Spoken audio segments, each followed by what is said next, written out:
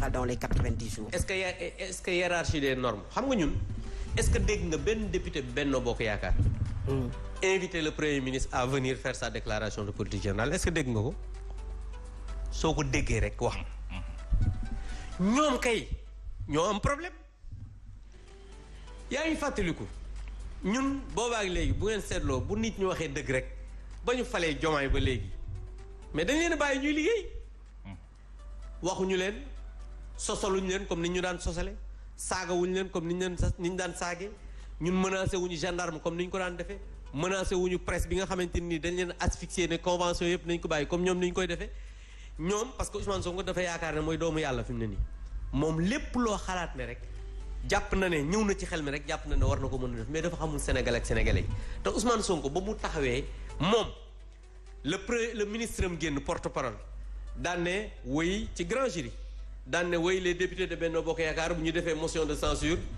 dinañ xam ne peuple bi lañ koy digaaleel ci suba ga laa xëy tontu parce que tontu du forox ma ne ko moom na yem ci palaasu porte-parole am motion de censure bis bu déclaration de politique générale amee ñun ñooy apprécier est-ce que dañ koy déposer. Vous n'avez pas répondu à la question. non déglu waa ci laa ñëw. parce que loolu dafa am chronogramme. d'accord. ñëw ci loolu beneen bi mooy mbir mi nga xamante ni nii moom mooy Ousmane Sonko mu dem Grand Théâtre def show saaga ñëpp gendarme foofu la menacé sax journaliste yi saaga ñëpp ba ci ñun ñi menacé ay tàppet lañ ay ragal lañ kenn waxul dara parce que dañu jàpp ne nous sommes des républicains te réew mi moo ñu ñor waxatuñ dara waa groupe parlementaire dans l'histoire politique du Sénégal c'est la première fois Fatou Abdou demal nga xool archive yi groupe parlementaire def conférence de presse di défendre premier ministre maa ngi ko doo gis yow kay di nga am sa majorité wala am député yu ànd ak yow nga ñëw à l'Assemblée sa ministre yi ñëw ñu défendre la mais def conférence de presse di défendre premier ministre maa ngi koy doog a gis Ayib Daffé comme moom xam naa day doog a ñëw nekk président de groupe mu ne nañ jéem a xool comme ay député Sonko lañ léegi nañu waxtaan ñëw def conférence de presse le premier ministre nangam mais yow ku moom xar mi rek nga bàyyi buub ba tey ñun waxuñu leen ne na ñëw dans les 90 jours. ñun xam nga lan la ñu wax dañu ne. maintenant waxu leen ko mais dama bëgg a xam parce que texte yi maîtriser nga ko dama bëgg a xam ndax ci texte yi Ousmane Sonko a l'obligation de tenir sa DPG dans les 90 jours après sa nomination. Il a l'obligation de le faire même avant les 90 jours je m'explique. La constitution loolu ci lan nga ko jëlee ci règlement intérieur. déglu ma rek déglu ma man fi mu toll nii dama dépasser règlement intérieur. dafa am hiérarchie des normes non déglu ma non dafa am hiérarchie des normes. am lu ñu tënk muy constitution bi man législateur la dama bokk ci ñi ko voté te loolu moo raw règlement intérieur dañu ne. mais le règlement intérieur précise souvent les modalités. balaa ngay wax waxu précision non constitution bi waxee ba pare. heureusement bi nga ne souvent c'est pas tout le temps.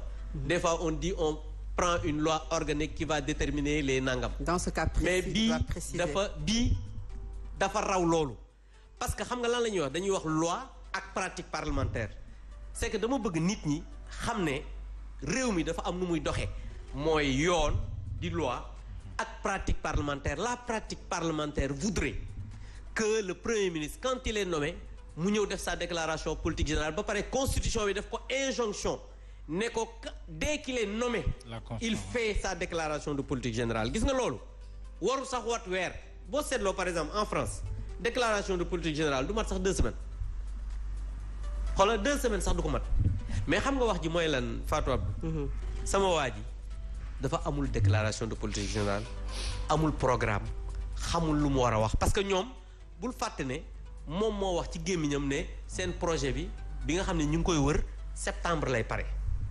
alors honorable ñenn ñi daan ne décembre lay pare. très bien alors honorable donc boo seetloo même sa sortie. mais il n'a pas dit qu'il ne le fera pas. non déggoo li ma la wax ñeme wu ko wax. il dit qu'il le fera même bu dee sax ci ab assemblée populaire la. non loolu leneen la. du déclaration de politique non dama ne. ñemewul wax leneen. parce que su ko waxee du fanaan primature. parce que loolu constitution moo ko tënk. honorable ñemewul wax loolu. vous avez tout à l'heure parlé de la pratique parlementaire. et de la loi la constitution. et aussi loolu ma wax la benn affaire. bul fàtte ne la jurisprudence du conseil constitutionnel par rapport aux élections mi ngi fi xam nga bi ñuy wax ne les meilleurs délais yaa ngi koy fàttaliku. oui.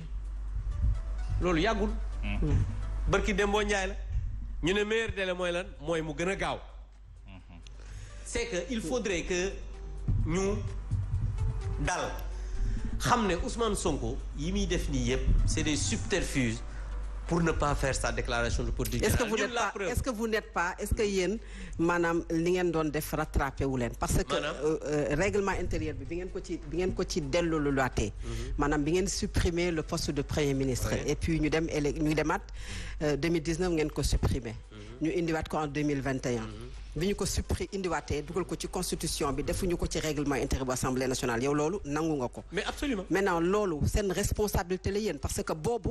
des députés avaient alerté. et pourtant.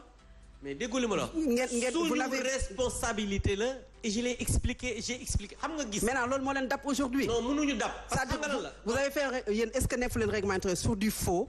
moom mu ñëw pour bëgg indiwaat texte yi bëgg indiwaat loi ak règlement yi imposer leen pour ngeen delloowaat ko. bàyyil sur du faux comme ni ma la waxee xam nga dama ne. ah c'est un faux règlement intérieur. non c'est pas un faux règlement intérieur. c'est quoi c'est un règlement intérieur. c'est quoi qui n'a pas été réactualisé mais le règlement intérieur. waaw mais un règlement intérieur non attends non dama ne.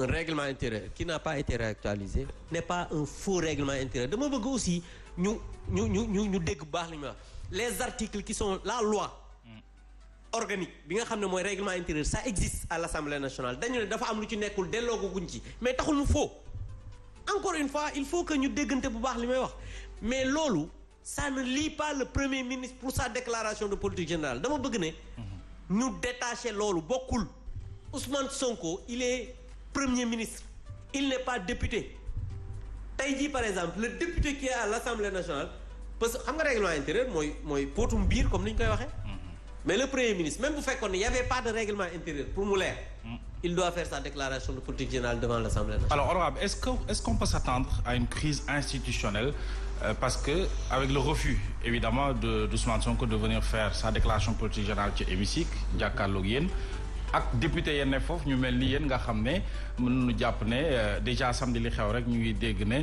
da ngeen delloo jëwriñ ji ne ko mënuñu la déglu. maintenant compte tenu de tout ça est-ce que évidemment mënuñu dund ab crise institutionnelle. ci assemblée xam nga tey jii bu ñu amee crise institutionnelle ce sera de la responsabilité du premier ministre parce que xamul tax te loolu amul pour le moment.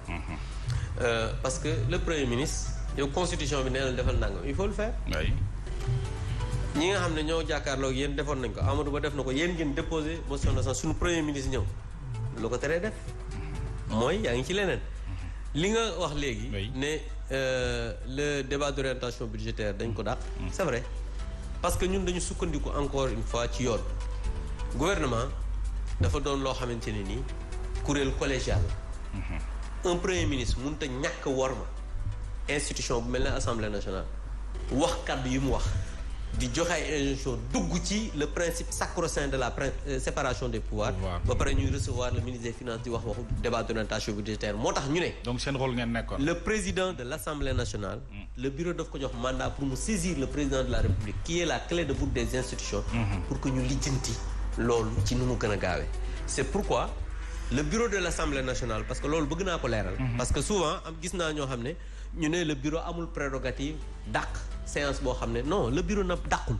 le bureau dafa jël décision ne du organiser débat d'orientation budgétaire bi mu paree aussitôt après dañu organiser la ñuy woowee conférence des présidents parce que ñoom ñoo am prérogative organiser les débats au niveau de l'Assemblée nationale te ci conférence des présidents boobu la ñuy fixer la date de midi te ka joxe heure ba sax mooy le président Ayib Daffé parce que ma nga fa woon pour que ñu tëj la séance à midi donc voilà ce qui s'est passé pour que ñi nga xam ne ñi ngi wax ne bureau bi réunir na conférence des présidents dàq loolu ñu fermer la session unique ordinaire de l'année donc loolu mooy li nga xam ne yaa ngi koy wax léegi pour le cas du président de la République quelle doit être sa posture par rapport ak situation bi moom mi nga xam ne évidemment moom mooy le garant du fonctionnement régulier des institutions leen rek la war a def mooy wax Ousmane Sonko ne ko demal def sa déclaration politique générale devant l'Assemblée nationale loolu kese amul leneen loolu mooy li nga xamante ni moom la constitution bi wax te moo tënk ñëpp alors est-ce que li ngeen di def nii du enfantillage maanaam askan wi ñoo leen jox askan wi ñoo leen tab yóbbu leen ci pencum ndaw réew bu Sénégal moyen boobu ngeen am ngeen di ko politiquer ba annuler loi d'orientation budgétaire bi nga xam ne wax nañ ko amal samedi yëpp ma paasewul ma toog fii nga jàkkaarloog man di ma wax waxu enfantin xam nga ki enfantin mooy kan ki nga xam ne dañ ko jox institution muy wax ci page Facebook am di saaga beneen institution ñun li ñu wax dañoo toog bureau assemblée nationale. institution ngeen yor muy assemblée nationale institution la ñu wax waaye ca bureau la ñu toog.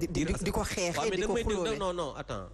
allez-y li may wax su fekkee amul lenn loo xamante ni yoon tënk nañu ci nga wax ma ko ñun li ñuy def yëpp dañ ko teg ci yoon.